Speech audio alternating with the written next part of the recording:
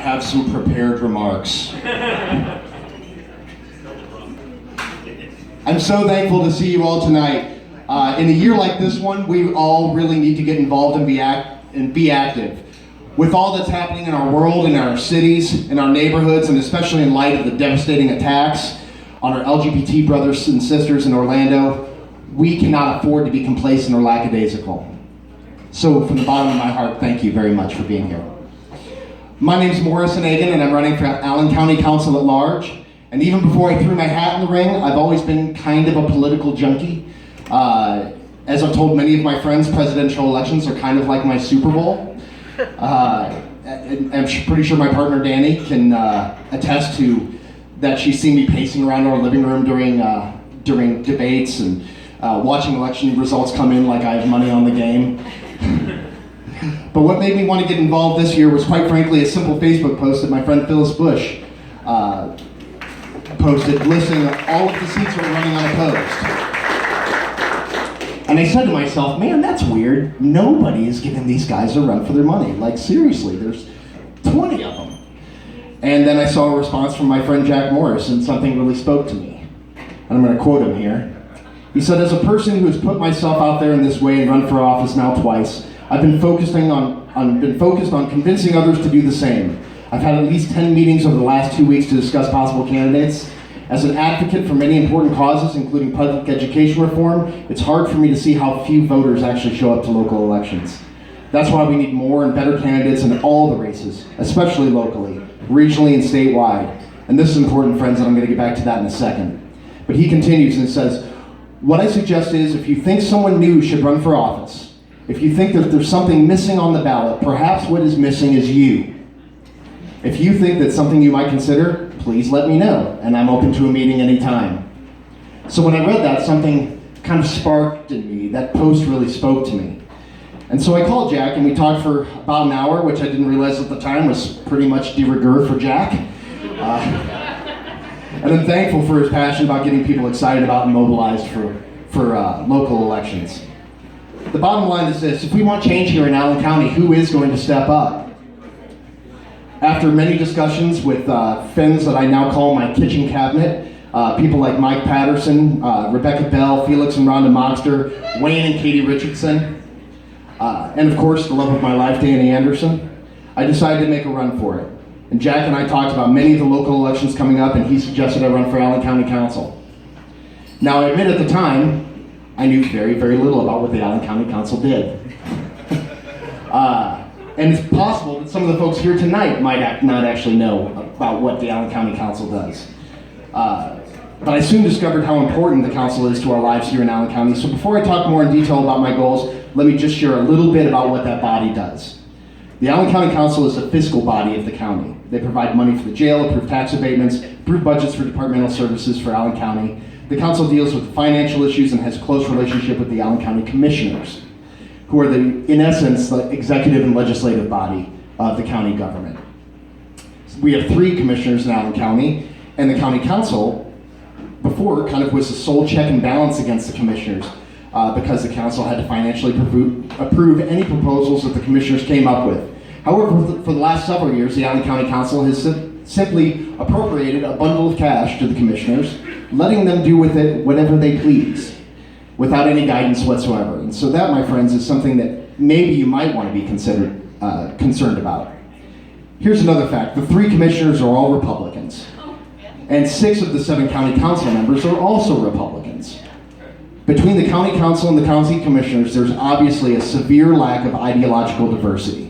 And without that diversity, without those checks and balances, the people of Allen County are not getting fairly represented, and I want to fix that.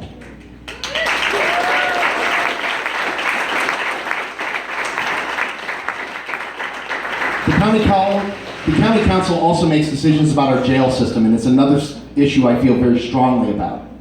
Our local jails are overcrowded, partially due to the fact that the state of Indiana sends inmates from all over the state to Allen County to finish out their sentences.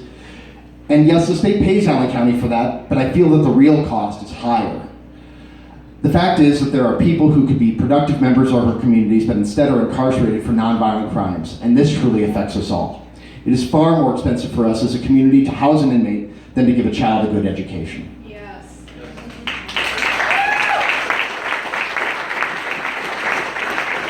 People like to talk about fiscal responsibility, but true fiscal responsibility is spending money up front to keep people out of jails and prisons rather than spending $23,000 a year per inmate to keep them locked up and keep them from being a productive member of our community.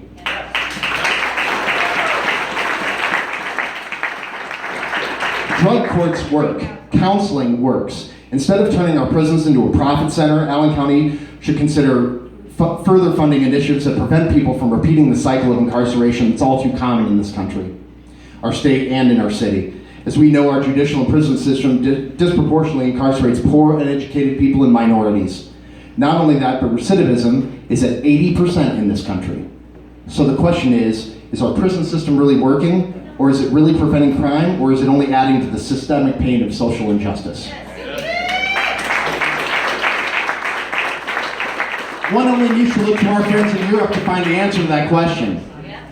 In Norway, where inmates are treated like human beings and even retain the right to vote as felons, by the way,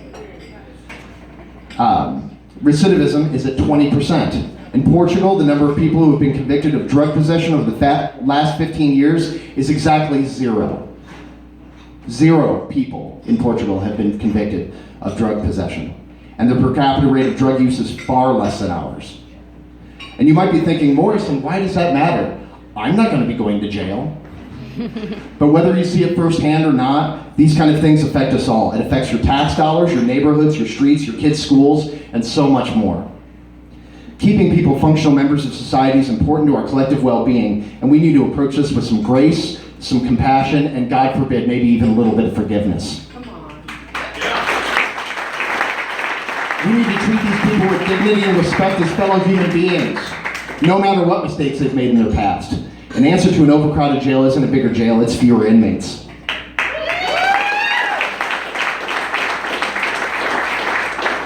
Another reason why I'm passionate about joining the Allen County Council is because I feel discussions are always valuable, especially with people you might disagree with. There's a difference between an internet troll and somebody that you disagree with online, just so we're very clear about that. You can have good discussions with people that you disagree with. I know, it's weird. But a healthy discussion creates dialogue that can educate us all. I've learned this firsthand in my own family, especially from my brother Andy. I call Andy about once a week to talk about politics and social issues, and Andy, you're gonna think I'm joking here, my brother Andy is a libertarian neocon Trump supporter. I'm not even kidding. It exists. He lives on the north side of Chicago. But I do call him, and I do this frequently. I know, it's hilarious, right? I'm the only liberal in my family. Do they invite you to dinner anymore? I call my brother frequently because I think it's important to hear his point of view. And we argue hard, and we've been arguing hard our entire lives. So we've kind of gotten used to it at this point. The thing is that when we discuss different policies, it allows me to see what the other half has to say. It helps me strengthen my argument. It helps me really listen to what really a full 50% of the country is thinking. And without that, we're divided in a way that we haven't been in over 150 years. And that kind of divide is the scary thing. The only way to bridge those divisions is through discussion. And even our own party is divided. If I were to ask how many people in here are Bernie Sanders supporters or Hillary supporters, we'd probably have a 50-50 split. But we cannot afford to let something like that divide us on the real issues that are affecting us on the local level. We must stand together.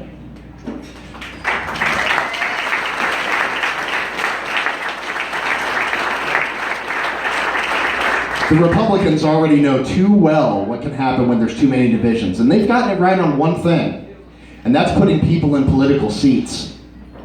They pay attention to every seat everywhere, all the way down to the school board level.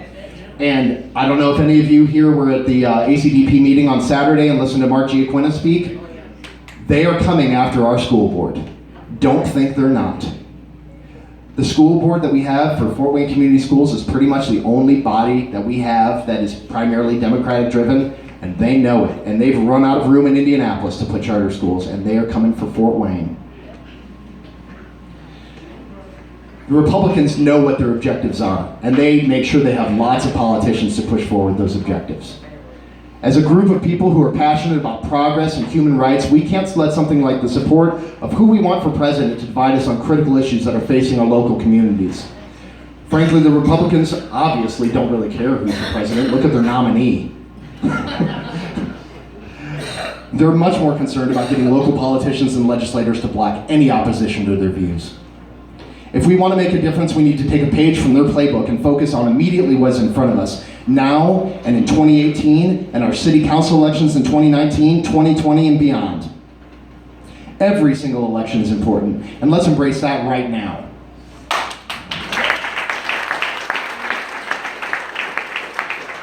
Some of us are going to have our differences, and we're going to disagree on some things, and that is very, very okay. Some of us feel very passionately about gun control. Other people might not. Others are passionate about education or jobs or economic development, and we each have our own passions. But we have to know in our heart of hearts that we're on the same team. We all care about people.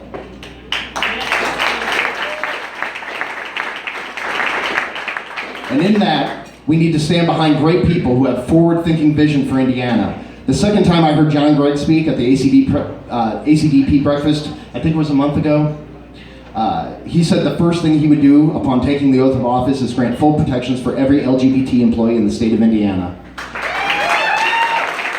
Color me sold. I truly believe that John Gregg and Christina Hale and their vision in Indiana. So in closing, let's do this. When we all get involved, we can make big changes in our communities. Let's knock on doors, let's make phone calls, tell our friends, our neighbors, people you see at the grocery store, everybody that you meet. Let's tell them all, and let's take back Indiana one step at a time. Let's put the party back in the Democratic Party.